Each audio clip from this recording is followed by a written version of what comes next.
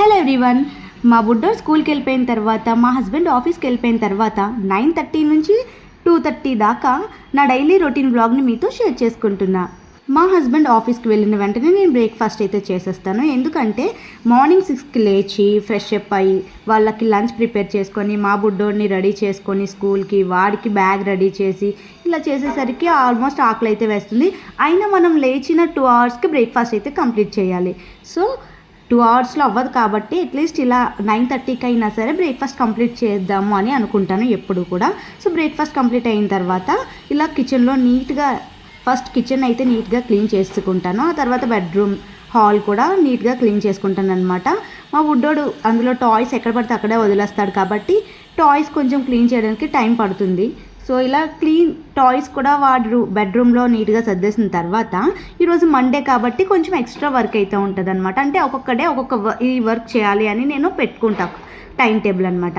So Monday కాబట్టి ఈరోజు door clean చేసుకొని, ఇంటి ముందు కూడా యాక్చువల్గా ఎర్లీ మార్నింగే ఇంటి ముందు ముగ్గు వేయాలి, ఈరోజు అవ్వలేదని కాబట్టి ఎలాగ డోర్ క్లీన్ చేస్తాను కదా అని చెప్పేసి మొత్తం 2 ఒకేసారి కలిసి వస్తుందని చెప్పేసి ఇలా ఇంటి ముందు రంగోలీ వేసి, అలానే నాకు ఇంటి ముందు రంగోలీ ఎవ్రీడే ఉండాలి మస్ట్ అండ్ షుడ్గా.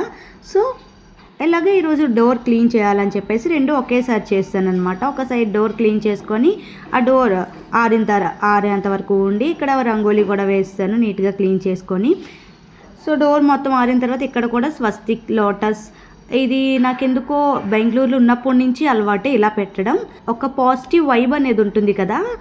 నాకైతే ఎక్కడికి బయటికి రాగానే ఇంటి ముందు రంగోలీని, ఆ డోర్ పైన స్వస్తిక్, లోటస్ అవన్నీ చూసి చాలా పీస్ఫుల్గా అనిపిస్తుంది అనమాట ఇంటికి వచ్చేసరికి.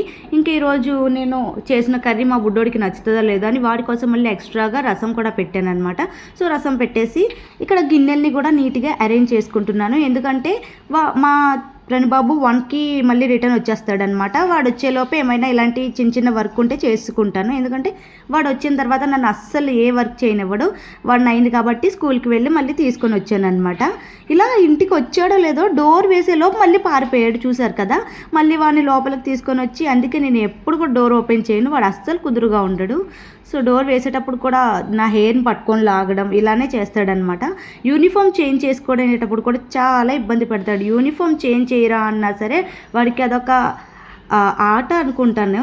సో యూనిఫామ్ చేంజ్ చేసేటప్పుడు కూడా చాలా ఏడ్చాడు. ఎలిఫెంట్ ఏనుగు ఆ గేమ్ ఆడాలంట వాడితో. సో డ్రెస్ చేంజ్ చేసుకో ఆడుతానని చెప్పాను. ఫైనల్గా డ్రెస్ అయితే చేంజ్ చేసుకున్నాడు. ఇంకా ఇచ్చిన మాట తప్పలేం కదా.